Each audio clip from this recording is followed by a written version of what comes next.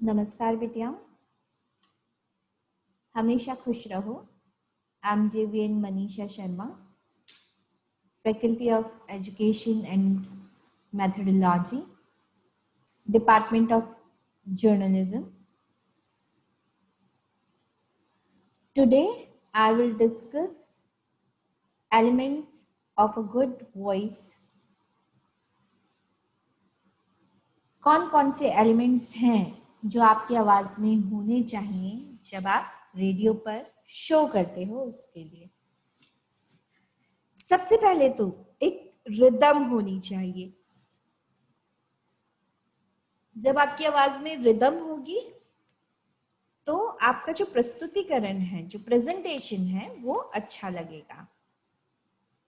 अब ये रिदम क्या चीज है, हम इसके बारे में जानते हैं।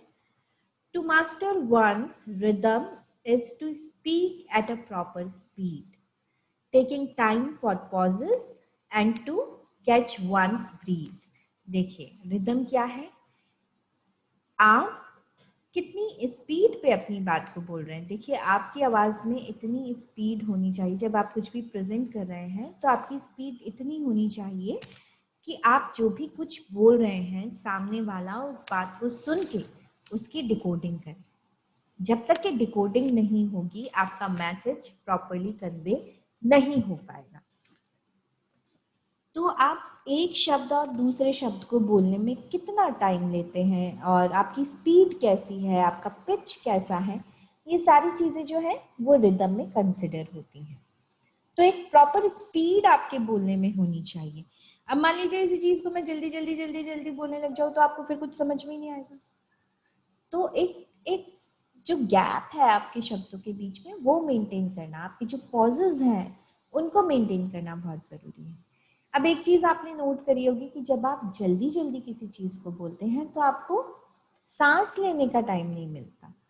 तो ये जो सांस आप लेते हैं, देखिए जो रेडियो के माइक्स हैं, जब आप लोग इधर आएंगे, जब हम लोग रिकॉर्डिंग करेंगे तब आप लोग ये पाएंगे कि रेडियो माइक्स जो हैं वो बहुत जल्दी ब्रीथ जो है, अगर आपने थोड़ी सी भी सांस छोड़ी मुंह से तो उसको भी कैच कर लेते हैं। During the time of editing आपको वो चीज वहां पे मिलेगी अवेलेबल कि ये तो सांस की आवाज है। तो ये जो सांस की आवाज है वो कभी कभी ऑन, अगर आप डायरेक्ट ऑन एयर हैं तो वो अच्छा नहीं लगता।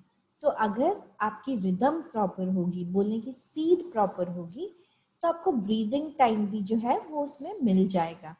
और वो जो ब्रीदिंग टाइम होता है, जब आप एक सांस में कोई चीज बोल रहे हैं वो ब्रीथ, और जब आप आराम आराम से बोल रहे हैं वो ब्रीथ, इन दोनों ब्रीथ में डिफरेंस होता है। तो जल्दी जल्दी बोलने वाली जो ब्रीथ होती है वो एकदम से तेज आती है, जिसको जल्दी से माइक कैच कर लेता है। और अगर आप प्रॉपर वे में कोई चीज बोल रहे हैं तो उसे माइक नहीं कैच करता।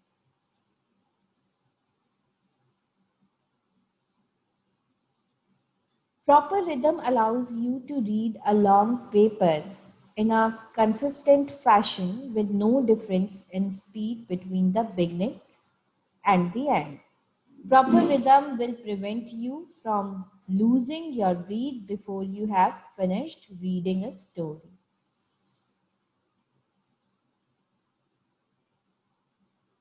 Tips: if you often feel out of breath while reading a text, review your sentence to make sure they aren't too long. If you find it difficult to find a proper rhythm, imagine you are taking to a friend and start from there. Repeat, imagine you are talking to a friend and start from there.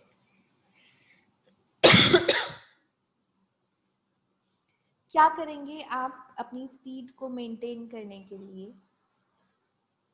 आपको क्या करना होगा कि अगर आपको लग रहा है कि टेक्स्ट बहुत बड़ा है, इसको बोलने में मेरी सांस फूलेगी, तो आप उस सेंटेंस को शॉर्ट कर दीजिए।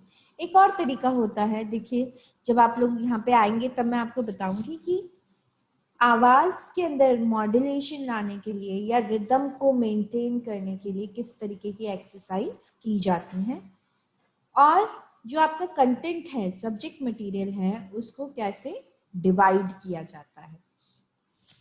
तो अगर आप अपने सेंटेंस को डिवाइड कर लेते हैं तो आपकी ये जो ब्रीदिंग की प्रॉब्लम है वो अपने आप सॉर्ट आउट हो जाती है। और इसके अलावा आप क्या कर सकते हैं, आप ये इमेजिन करिए कि आप अपने दोस्त से ही बात कर रहे हैं, उसके बाद आप स्टार्ट करिए, क्योंकि रेडियो जो है वो रीडिंग का माध्यम नहीं है। देखिए, सिर्फ न्यूज़ जो है वो न्यूज़ रीडर, उसको न्यूज़ रीडर ही इसलिए बोलते हैं बिकॉज वो रीडिंग कर रहे हैं। तो न्यूज़ रीडर के अलावा रेडियो के अंदर अगर आप रेडियो जॉकी की बात कर रहे हैं तो उसकी जो टोन होती है वो बिल्कुल बातचीत, आप अपने दोस्त से बात कर रहे हैं, एक बातचीत कॉन्वर्जेशन हो रही है, वो वाला टोन होना बहुत इम्पॉर्टेंट है। क्योंकि आपके हाथ में स्क्रिप्ट होती है, तो जब आप स्क्रिप्ट रीड करते हैं तो बिल्कुल ऐसा लगता है जैसे कि आप बुक पढ़ रहे हैं। तो बुक नहीं पढ़नी है हमें, यहाँ पर हमें कॉन्वर्जेशन रखनी है। तो इसकी प्रैक्टिस करना बहुत इम्पॉर्टेंट है। Next is pronunciation. प्रोनाउंसिएशन के बारे में हम पहले भी बात कर चुके हैं, तो एक बार हम इसको और पढ़ लेते हैं ताकि हमारा रिवीजन हो जाए। Pronunciation. For listeners to understand your full repeat, for listeners to understand you fully, good pronunciation is essential. Words must be pronounced fully and proper. Do not cut words short. Radio pronunciation is not informal speaking. All words must be pronounced fully. Proper pronunciation means proper articulation. Pay attention to how you articulate when you speak. Pronunciation का proper होना बहुत ज़रूरी है, वरना जो है बहुत सारी problems फेस करनी पड़ जाती है। सबसे पहले तो आपका सिलेक्शन ही नहीं होगा, अगर आपका pronunciation क्लियर नहीं है तो you are not fit as a radio person. तो अपने प्रोनाउंसिएशन पे वर्कआउट करना बहुत इम्पॉर्टेंट है, क्योंकि आप जो भी कुछ बोल रहे हैं उसे आपके जो रिसीवर्स हैं, जो मास है, वो उसको सुन रहा है। अगर आप मास के साथ में कॉन्वर्जेशन कर रहे हैं तो वो बिल्कुल स्पष्ट और सही होना चाहिए। Next is using your voice. Since there are no images in radio, voice is the main instrument used to convey emotion. Speakers must learn to convey the emotions of the text with their voice. An obituary is certainly not read using the same tone as the coverage of an anniversary. Use the proper tone at the proper moment. Try and make your voice musical by using inflection. क्या है, आपकी आवाज के अंदर एक emotion होना चाहिए। आप किसी ऑबिचरी की अगर आप न्यूज रीड करें तो ऑफ कोर्स आपकी जो टोन होगी वो सैड होगी, है ना। और अगर आप किसी एनिवर्सरी की जो है स्क्रिप्ट रीड कर रहे हैं तो वो सेम टोन में ऑब्वियसली नहीं होगी। एनिवर्सरी एक खुशी का मौका है, ऑबिचरी एक इमोशनल मोमेंट है जब आप सैड हैं। तो ये चीज आपकी आवाज में जो है वो नजर आनी चाहिए। That is very important.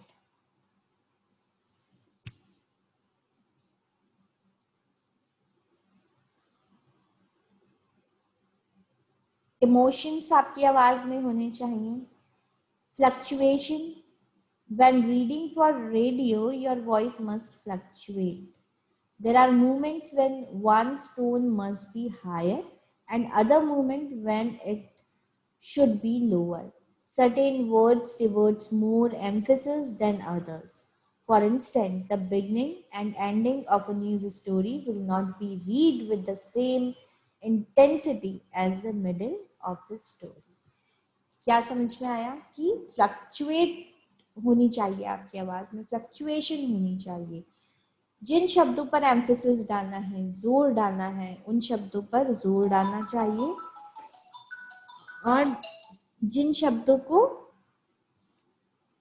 जोर नहीं डालना है उनको आपको थोड़ा सा लोअर उसमें पढ़ना चाहिए। तो ये एक रिदम, ये एक चीज़ जो है वो आपकी आवाज़ में होना बहुत इम्पॉर्टेंट है। इस सेशन से रिलेटेड कोई भी इशू हो तो लाइव क्लास में हम लोग बातचीत करते हैं। Thank you very much.